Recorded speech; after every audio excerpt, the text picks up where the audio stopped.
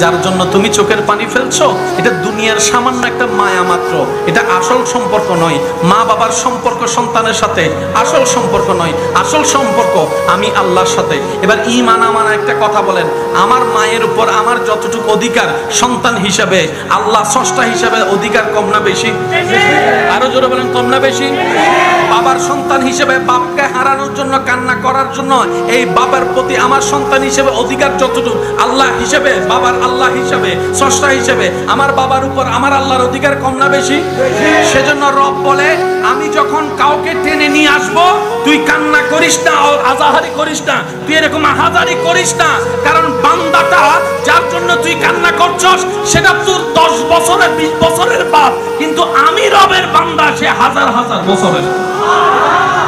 দুনিয়াতে যতক্ষণ আছে তোর বাপের সাথে তোর সম্পর্ক আছে, কবরে যাওয়ার পরে তোর সাথে তোর বাপের কোনো সম্পর্ক নাই, হাসরে তোর কোনো সম্পর্ক নাই, জান্নাতে কোনো সম্পর্ক নাই, কিন্তু তোর বাপ আমার বান্দার সাথে রূহ জগতে আমার সম্পর্ক, রূহ জগতে আমার সম্পর্ক, বাবার পিঠে থাকা অবস্থায় আমার সম্পর্ক, মায়ের পেটে যখন তোর বাপ এসেছিল তখনও সম্পর্ক, দুনিয়াতে যখন আসছে তখনও সম্পর্ক, কবরে যখন ছিল তখনও সম্পর্ক, হাসরে যখন তোর বাপ উঠবে তখন আমার সাথে সম্পর্ক আছে।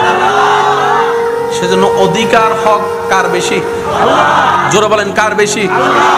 এবার বলেন, সবকিছু কার? সবকিছু কার? সৃষ্টিকে বানাই দিলেন কাদের জন্য? আমাদেরকে রাখলেন নিজের জন্য, আমাদেরকে রাখলেন নিজের জন্য। বলেন, আমাদেরকে রাখলেন।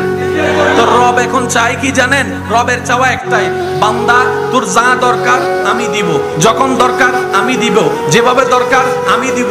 তুই বান্দা আমার হাতে হা মিলাই চল, নাতে না মিলাই চল। তোর নিজের চাওয়াকে দাম দিস না, নিজের ইচ্ছাকে দাম দিস না, বন্ধুর সে বাজে কথাকে দাম দিস না, বউয়ের কথাকে দাম দিস না, স্বামীর কথাকে দাম দিস না। আমি আল্লাহর কথাকে দাম দে, আমার নবীর কথাকে দাম দে। সুবহানাল্লাহ। তুই আমার কথাকে দাম দে, আমার নবীর কথাকে দাম দে। তোর যা দরকার চাওয়া আমি পূরণ করব, তোর স্বপ্নকে বাস্তবে আমি রূপদান করব, তোর ঘুম থেকে উঠাটা আমি ব্যবস্থা করব, তোর নিঃশ্বাসটা আমি দিচ্ছি, তোর খাওয়াটা আমি দিচ্ছি, তোর ডগিলা আমি দিচ্ছি, তোর পেটে রাখা আমি করছি, তোর হজম করা আমি করছি, তোর বাথরুমের ব্যবস্থা আমি করছি, তোর প্রস্রাবের ব্যবস্থা আমি করছি, কিডনির ব্যবস্থা আমি করছি। বান্দারে তুই শুধু আমার মনোযোগে থাক, আমার মনোযোগে থাক। তুই কোন রকম চেষ্টা করে দুনিয়ার সামান্য হায়াতকে আমি রবকে খুশি করে আসার চেষ্টা কর। তুই দুনিয়াতে শয়তানের মুখে লাথি মেরে আমাকে খুশি করে আয়, হাসরের ময়দানে আমি আল্লাহ তোকে খুশি করে দিব।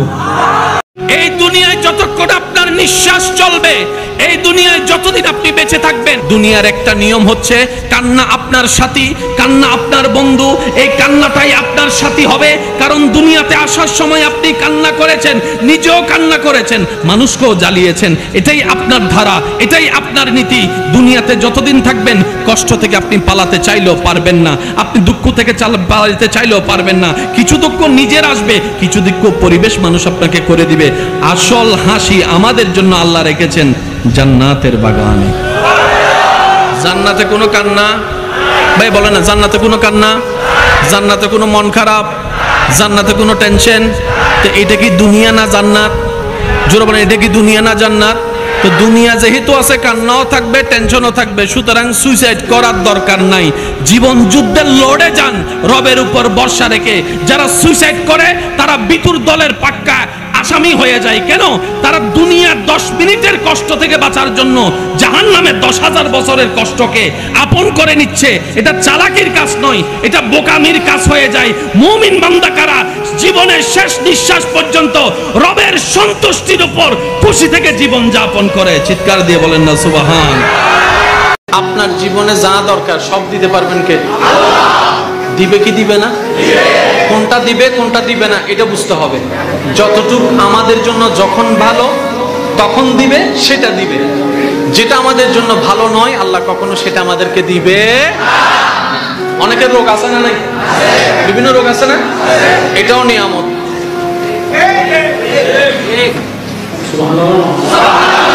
ব্যবসায় লস খাইছি না? এটাও নিয়ামত। চাকরি হচ্ছে না? এটাও নিয়ামত। বউয়ে জ্বালাচ্ছে, স্বামীয়ে জ্বালাচ্ছে, এটাও নিয়ামত। ভাইয়ের কষ্ট দিচ্ছে, এটাও নিয়ামত। ওমা, কষ্ট আবার নিয়ামত হয় কিভাবে? শুনুন, রাসূলের একটা হাদিস আনলে আপনারা বুঝতে পারবেন। নবী রাহমাতুল লিল আলামিন বলছেন,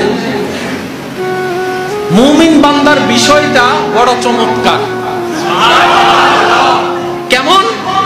বলে যে তারা হাঁটার পথে যদি কোনো কাঁটাও ফুটে, ওই ব্যথা পাওয়ার পরে যদি চুপ করে আল্লাহর উপর সন্তুষ্টি করে ধৈর্য ধরে, আল্লাহ এতটুকু খুশি হয় যে ওই কাঁটা ফুটার ব্যথাটা সহ্য করার কারণে আল্লাহ তার গুনাহ মাফ করে দেয়।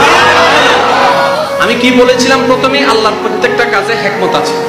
এবার মনে করেন আল্লাহ আপনাকে জান্নাত দিতে চাচ্ছেন, বুঝবেন, আল্লাহ আপনাকে জান্নাত দিতে চাচ্ছেন, কিন্তু আপনার গুনার লেভেলটা সেই লেভেলে পৌঁছাই গেছে, যেটার কারণে আহকামুল হাকিমিন চাইলে তো দিতে পারে, কিন্তু যেহেতু উনি ন্যায় বিচারক, উনি ওভাবে দিতে পারছেন না বললে ভুল হবে, ওইভাবে আইনটা ভঙ্গ হয়ে যাচ্ছে, বুঝার জন্য বলছি।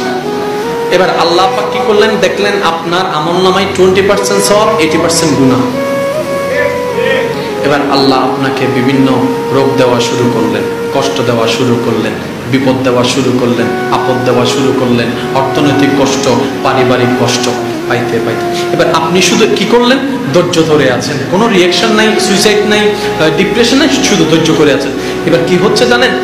ওই 80 ভাগের গুনার কারণে জাহান্নামে যে শাস্তিটা পাওয়ার দরকার, আল্লাহ আপনাকে দুনিয়াতে সেই শাস্তিটা দিয়ে ওই 80% গুনাহ মাফ করাই দিয়েছে।